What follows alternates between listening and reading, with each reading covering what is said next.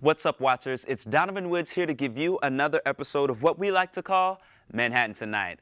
Now, as much as it pains me to make this announcement, I have to tell you that this episode will be Manhattan Tonight's last episode. We have had a good run, and I'm proud of what Wildcat Watch has produced thus far, but due to administrative decisions, this will be the last episode. April Fools, gotcha. Now, if you thought that was funny, here's Parker with a video of our studio members pulling some pretty clever pranks on the students of K-State. Thanks, Donovan. It's not April Fools without a few good pranks, so we decided to hit the streets Monday to see who we could catch off guard. Oh, God! So we have the faucet rig.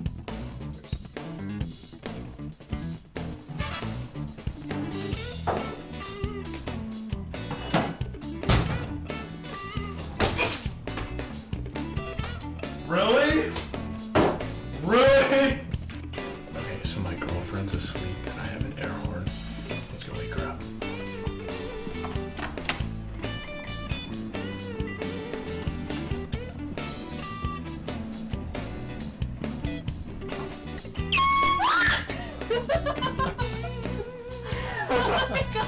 So we have completely cleared everything out of the fridge so we can hide some of it. Now we gotta wait for a victim.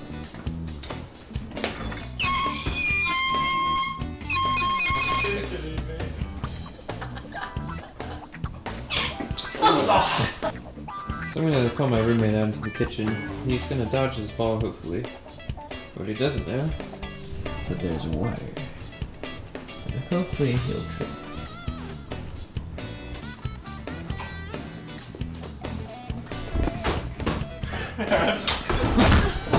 Oh. Oh.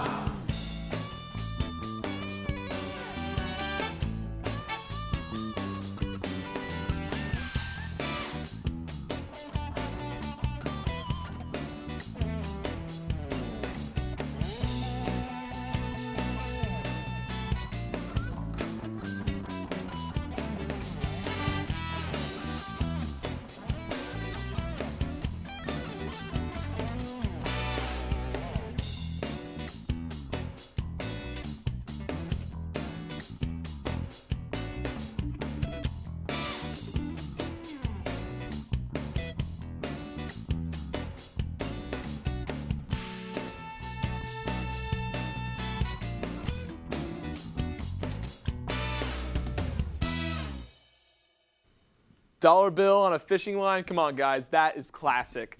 Donovan, what's next? Oh, poor kids. Thanks, Parker. Now, if you're one for scary movies, then I'm sure Evil Dead is on the list of must-see films. But before you go pay to get scared to death, we wanted to make sure you got your money's worth. So, here's Johnnie. Get it? Here's Johnnie. Let's play the clip. Whoa, Donovan. You gotta hear my intro before you get the clip. This past Friday, my kid and I gave some of you a reason to sleep with a nightlight. Sit tight and see what happened. I have a question for you. Do you like horror movies? And do you like zombies? And do you like 5 kids in a cabin? Well, the new movie coming out next Friday, Evil Dead, has all 3 of those things. And today we're gonna interview you and ask you if you know about the movie, and then we're gonna see your reactions to the trailer. This is Jacob. Hi, I'm Sarah. I'm Jesse. I'm Levi. And I'm Mitch. I'm Chelsea. And I'm Antonio. I'm Trevor. Hi, I'm Becky. I'm Brienne. I'm Bethany. My name's Eric Woldridge. I'm about to watch a horror film or something like that. Not really know what to expect. And I guess we got to watch this trailer. Oh, God. Is this where the shit comes out of the floor? Yes, okay, yeah. Please. Can we all see this movie now, guys? No.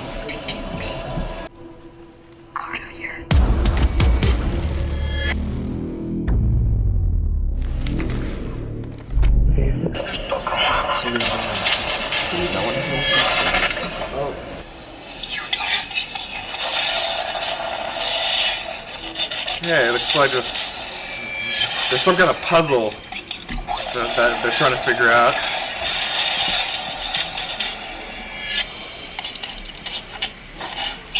It's pretty intense.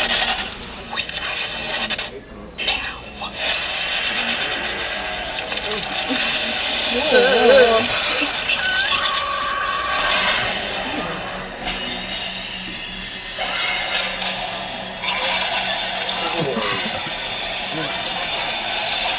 was disgusting. That is absolutely perfect. Oh my god.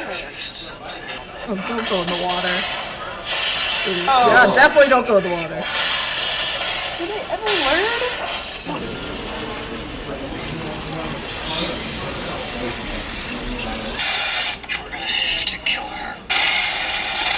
Okay, very violent. It's a little too violent for me.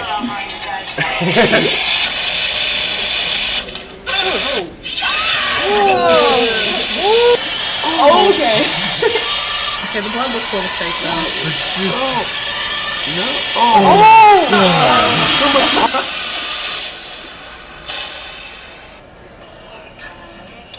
Oh, that's okay now. I'm so done. No, not okay. Not a fan of that.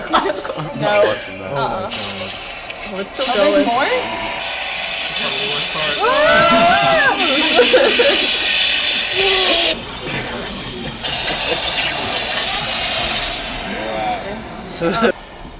That was terrible. That was enjoyable. It looks gruesome. That's absolutely disgusting. You guys want to go see this movie? No. I do. I want to see that. I don't know. I'm not interested in seeing the film. That was very, very intense, very, very wild, very gross. Is it over yet? Okay, good. If the trailer didn't scare you off, feel free to sit by me in the movie theater. I'll need plenty of hands to hold. What you got next, Donovan? Thanks, Johnny. Lastly, in the spirit of April Fools, we wanted to leave you laughing, so here's Morgan with something to tickle your funny bone. Thanks, Donovan. Tonight in the studio, we have Neely, student and comedian, here to tell you all about his stories, jokes, and almost anything else. Let's check him out. Thanks, Morgan. This is weird.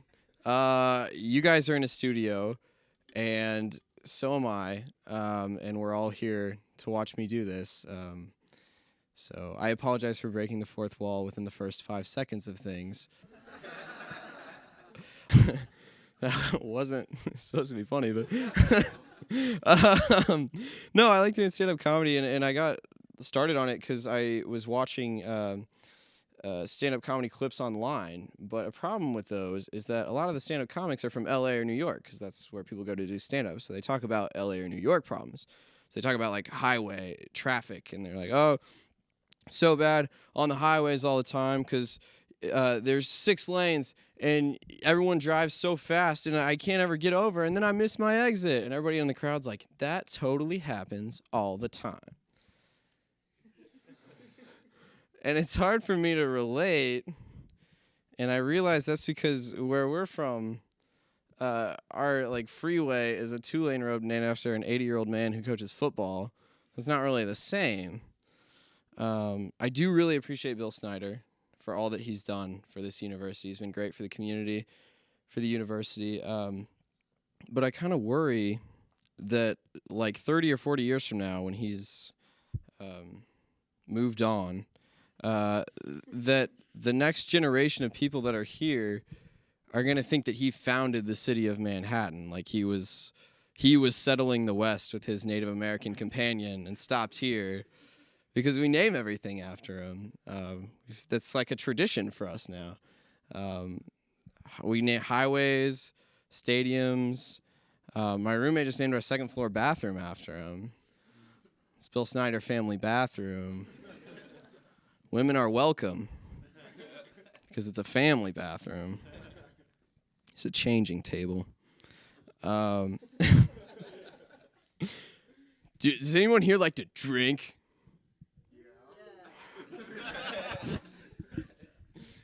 Somebody just like humor me, please. Somebody like be way too into drinking. I'm not gonna. Yeah, I'm not gonna call you out. I don't drink that much though. I'm just not good at it. I'm bad at getting really drunk. A lot of people tell stories when they get really drunk. You guys have probably heard people tell stories about like, oh yeah, we got so hammered one time that we were running around, and we saw this construction site, and they had traffic cones, so we stole one of the traffic cones. Then the cops saw us. They were chasing us, so we ran, hid out at my buddy Jim's house, drank some beers from his keg, laid low, made it back safe to home, and now every time we have a party, we wear the traffic cone as a hat. And that's their like cool drunk like drinking story. And then I counter with, "Oh yeah? Well, one time I got so drunk at a stranger's house that I spent most of the night throwing up in their bathroom, and now I'm not invited back ever again." I want to do some characters for you guys, and I've actually never done this before, so this is exciting. I realized a while ago that I do like performance, and I enjoy being in front of a crowd of people. But I also realized that I don't have the acting talents of, say, a Brad Pitt. Like, I would never get a role that Brad Pitt would get. You know, I would just never make that. But I did figure out that if I made up these sort of like super well-developed, ultra-specific background characters, that I could maybe get into like some weird like side profile shots within a Hollywood movie, and that I'd still get to Hollywood that way, even without the Brad Pitt talent. So I'd like to do for you really specific, well-developed background characters. The first one is the guy who does a cover of the song Tequila, but he doesn't remember the words. So. If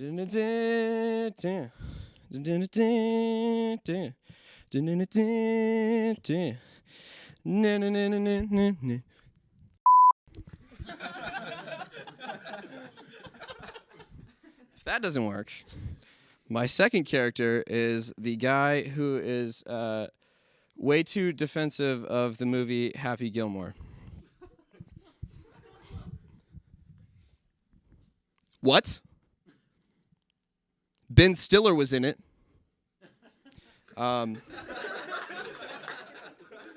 Thank you, guys. I'm Danny Neely. Thanks for being here. What's up, Wildcats? Sitting here with me today is Danny Neely. Awesome set that you just had. Thanks for coming in again. Thank you. So first, tell me a little bit, Danny, where did you get started being a comedian? Well, I've been doing some improv this year with the improv troupe at Kansas State on the spot. And I always wanted to try stand-up just for fun, so I tried it at a bar at an open mic, and then I tried it at UPC's Last Comic Standing, and I was fortunate enough to win that event. So that's kind of like what I did to start out. Okay. What does your family think about you being a comedian? Do they like your jokes, or? Yeah, I think so. Like, I feel like I try not to swear. Like, I don't want to post videos of my stuff if I ever swear, because I'm worried that my mom will see it. And I don't know if I've ever sworn around here before. So, other than that, yeah, they're fine with it. Have you ever played any pranks or jokes on your parents? No, I was always like a really good kid, actually, which might be surprising, but like I was like very, like I was the good kid. I never did anything wrong, and so I don't know. That's just not like wherever my comedy comes from. It's not from being mean to my parents, I guess. And coming from Kansas, what are you gonna plan on basing your jokes around? You talked about everybody being from California or New York, and they have a lot of stuff to talk about. So what do you think is the biggest joke that comes from being from Kansas that you can use? It might be being from Kansas, actually. I don't know. Well, like, yeah, I point that out because it's true. I mean, if you watch professional stand-up comedians, they're all in New York or LA, and so like some of their stuff, they talk about really specific things that are hard to relate to. That's why I like to do the Bill Snyder thing, because I feel like anyone that goes to K-State can relate to a joke about Bill Snyder. Obviously, that's not going to play in LA or New York, but then they can make those jokes about me, and it can be a big revolving door of the same joke. Yeah, definitely. Do you think, what joke have you ever told, or what story have you ever told and you didn't get any laughs back or a reaction? It happens all the time, actually. Sometimes it's because something isn't funny. Sometimes, like, doing open mics at a bar here in Aggieville, not everybody there is there for the open mic. You know, some people are there to just have a good time on a Tuesday night. So it's kind of hard to get people to pay attention. So sometimes, like, people don't laugh because they just weren't paying attention, and sometimes just straight up not funny. So it's hard for me to, like, think of a really specific joke because stuff is funny to some people and it's not other times. So, like, I've told a joke that 0 people laughed at before, and then the next time I told it, everybody loved it. Do you try and laugh at yourself in those uncomfortable situations? What do you do when that happens? Yeah, I like to keep moving, kind of. You know, like a lot of comedians, especially nervous comedians who are starting out, because I've seen a lot of open mics, they lean too heavily on acknowledging that people didn't laugh. You know, like somebody doesn't laugh at a joke and they're like, oh, I guess that wasn't funny. Like, that always makes me uncomfortable when somebody does that. So, I mean, I don't know if people are really not responsive, sometimes you acknowledge it, but I try not to lean on that too much because it's I don't know, it's something that just makes me uncomfortable when other people do it, so I don't like to do it. Yeah, that's true. And who are your favorite comedians? That's tough. I really like Louis C.K. He's like a huge comedian, and a lot of people know about him now. He's gotten really big over the last few years because he's just very, there's a lot of truth in what he says, and he finds a way to dress up these topics and things that are very self-deprecating when you listen to them, and make them, or tell them or share them in a way that you find funny and not extremely sad, which is what they would be if it was somebody else doing it. So him, and then I love Mike Birbiglia because he's a storyteller and he's a nerd and he's super entertaining, and I feel like I relate to him a lot. You feel like you're a nerd, kind of? Yeah, oh yeah, unquestionably, yeah. All right. What do you hope to get out of being a comedian? Do you want to pursue this later on? Yeah, people have asked me that, like, and I say, you know, like, well, ideally you'd like make it a career or whatever, but if that doesn't work out, you know, I don't know, like so few people are able to make that work for them, so I don't think you can rely totally on that. But people have asked me before, like, if you could do this like for a living for the rest of your life, you know, would you? I'm like, yeah, like I don't know why I've had that, people ask me that question multiple times. I don't know who says no to that. Like, if you could make money doing stand-up comedy, would you do it? Like, that's a hard, but anyway, yeah, I digress. So where can students or anybody find you? Do you have any gigs coming up? Well, it remains to be seen whether or not Mojo's Bar will have an open mic this Friday, April 5th. If they do, I'll be there. If not, I might still be there. I don't know. I'm 21. But then Tuesday, for sure, April the 9th, there's an open mic at Annie Mae's. It's every second Tuesday of the month, so I'll be there for sure, trying new stuff out. Okay, and what's the recent short film that you just starred in? Oh, I just wrote something called Late to Class that I was able to work on with Dillon and was very fortunate to enter that into the UPC YouTube contest, and we actually we won the comedy division for it. So that was a really fun piece. You can find that on YouTube. It's called Late to Class. If you YouTube search Late to Class and Dillon Hayes, you can find it. All right. Well, thank you again for being with us. Thanks for having me. Awesome job today. Back to you, Donovan. Thanks for the laughs, Morgan. Well, that's all for today. Remember, life is like a box of chocolates. You never know which one you're gonna get. I'm Donovan Woods. This is Manhattan Tonight. Peace.